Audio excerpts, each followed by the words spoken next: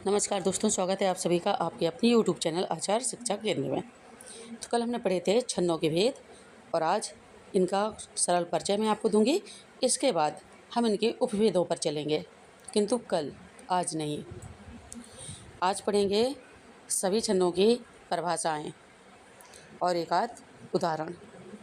सबसे पहला मात्रिक छंद। इसमें छंदों की पहचान मात्राओं की गिनती के आधार पर होती है। परिभाषा देखते हैं। जिस छंद में मात्राओं की संख्या के आधार पर रचना की जाती है उसे मात्रिक छंद कहते हैं। इसमें प्रत्येक चरण की मात्राएं निश्चित होती हैं। यदि मात्राओं की संख्या बदल जाती है तो छंद अशुद्ध माना जाता है। दोस्तों, आपने सुना होगा दोहा, चौपाई, रोला, सोरठा। दोहा, चौपाई, सोरठा के नाम तो ज़रूर ही सुने होंगे। यदि आपके घर में कुछ बड़े बुजुर्ग हैं तो देखा होगा। यदि आपके माता पिता धार्मिक प्रवृत्ति के हैं तब भी आपने सुना होगा। हनुमान चालीसा, रामचरितमानस, दुर्गा चालीसा, ऐसी हमारी जितनी भी धार्मिक पुस्तकें हैं उनमें ज़्यादातर दोहा, चौपाई, सोरठा आदि का विवरण मिल जाता है। उदाहरण के तौर पर दोहा, चौपाई हमें दिख जाते हैं। जैसे आपने हनुमान चालीसा तो सुना ही होगा, तो उसमें सबसे पहले आपने सुना होगा श्री गुरु चरण सरोज रज, निजमन मुकुर सुधार, बरनउँ रघुवर बिमल जस, जो दायक फलचार। दोस्तों, यह एक दोहा है। ये एक मात्रिक छंद है और बहुत ही प्रसिद्ध मात्रिक छंद है, बहुत ही लोकप्रिय मात्रिक छंद है, जिसका प्रयोग हमें कई धार्मिक पुस्तकों में मिल जाता है। इसी प्रकार से फिर आपने आगे सुना होगा जय हनुमान ज्ञान गुण सागर, जय कपीस तिहुँ लोक उजागर। दोस्तों, ये चौपाई है। चौपाई में 4 चरण होते हैं और प्रत्येक चरण में 16-16 मात्राएं होती हैं। खैर, इनके बारे में विस्तार से चर्चा तो हम करेंगे कल। अभी हम सबको तो एट अ ग्लेंस, केवल एक सरसरी नज़र से देखते हैं।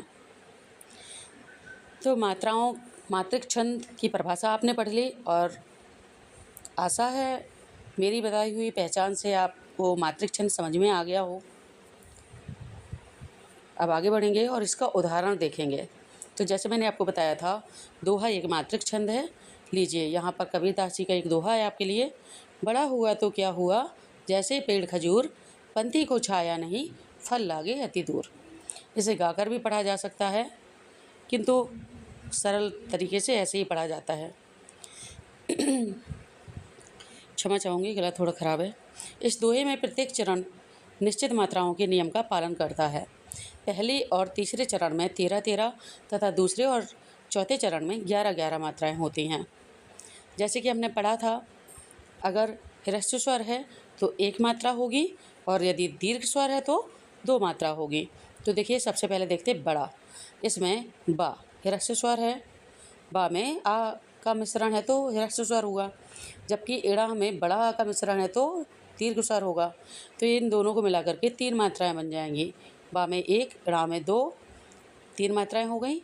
हुआ में भी 3 हो जाएंगी, हु में 1, आ में 2, तो में 2 मात्राएं होंगी, क्या में 2 मात्राएं होंगी, 3, 2, 5, 2, 7, 2, 9, क्या में 3 मात्राएं होंगी और हुआ में फिर से 3 मात्राएं होंगी। 3, 3, 6, 6, 2, 8, 8, 2, 10 और 3, 13। बड़ा में 3 मात्राएं, हुआ में 3 मात्राएं, तो में 2 मात्राएं, क्या में 2 मात्राएं, हुआ में 3 मात्राएं। इस प्रकार से आपका 3, 3, 6, 2, 8, 2, 10 और 3, 13 मात्राएं होती हैं। अब देखते हैं आगे। जैसे पेड़ खजूर। तो जैसे में जय में 2 मात्राएं, सै में 2 मात्राएं। जैसे दोनों में 2 दूनी 4 मात्राएं हो गई। पेड़ में 3 मात्राएं होंगी, 4, 3, 7 और खजूर में हो जाएंगी आपकी 4 मात्राएं। खा में 1, रा में 1, झू में 2। इस प्रकार से 11 मात्रा हो गई। इसी प्रकार से हम नीचे की मात्राएं भी गिन सकते हैं। पंथी, पंथी में मात्राएं रहेंगी 2, को में 2, छाया में 4, नहीं में 3,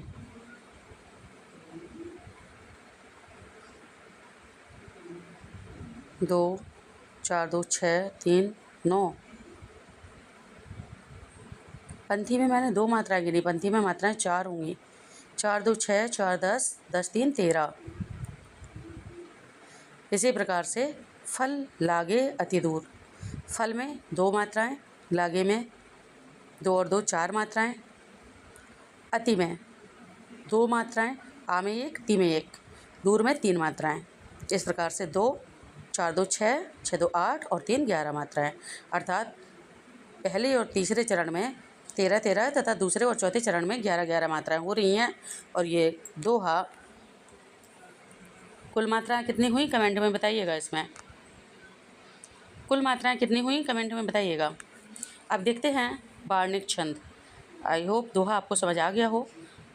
इसमें 4 चरण होते हैं और 2 चरण सेम होते हैं, 2 चरण सेम होते हैं। मतलब 2 चरण में 1 बराबर मात्राएं होती हैं और 2 चरण में 1 बराबर मात्राएं होती हैं।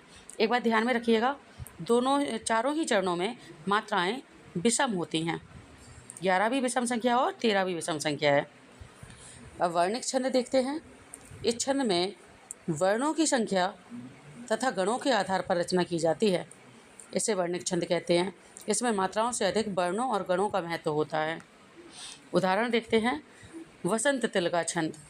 संस्कृत और हिंदी के अनेक काव्यों में बसंत तिलका, इसमें बसंत तिलका दिया तो है किंतु बसंत तिलका छंद का उदाहरण आपके लिए नहीं दिया है। मैं प्रयास करूंगी निकट भविष्य में जब हम ये विस्तार से पढ़ेंगे इस पाठ को, तो बसंत तिलका का कुछ अच्छे उदाहरण और परिभाषा आदि आपके लिए लेके आऊँगी। अभी के लिए नाम है दिया है, अगले पाठ में इसे विस्तार से पढ़ेंगे। तीसरा है मुक्त छंद। इस छंद में मात्राओं और वर्णों का कठोर बंधन नहीं होता, इसे मुक्त छंद कहते हैं। इसमें कभी अपने भावों को स्वतंत्र रूप से व्यक्त करता है, लेकिन रचना में लय और प्रवाह बना रहता है। अर्थात इसमें ये वाला जो छंद होता है मुक्त छंद, इसका नाम ही है मुक्त, अर्थात जिस पर कोई बंधन ना हो। इस पर ना तो वर्णों की संख्या का कोई बंधन है और ना ही मात्राओं की संख्या का कोई बंधन है।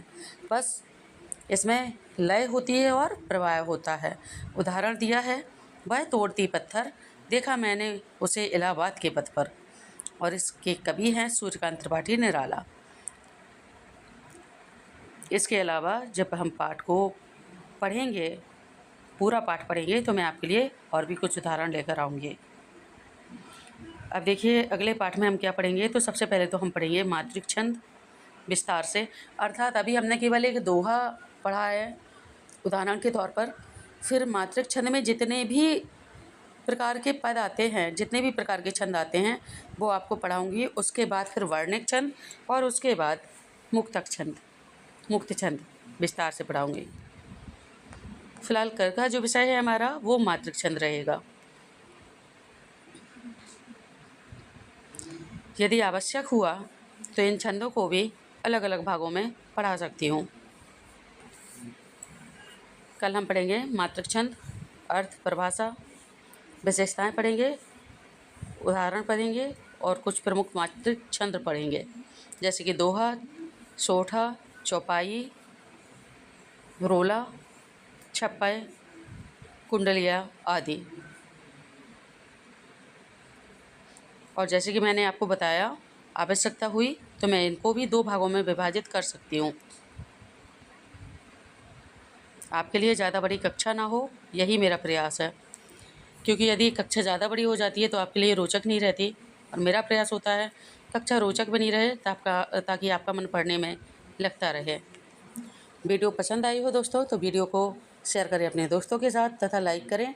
और हाँ, चैनल को सब्सक्राइब करके बेल आइकन प्रेस करना ना भूलें। इससे आपको सभी कक्षाओं के नोटिफिकेशन तथा कुछ के नोटिफिकेशन टाइम टू टाइम मिलते रहेंगे।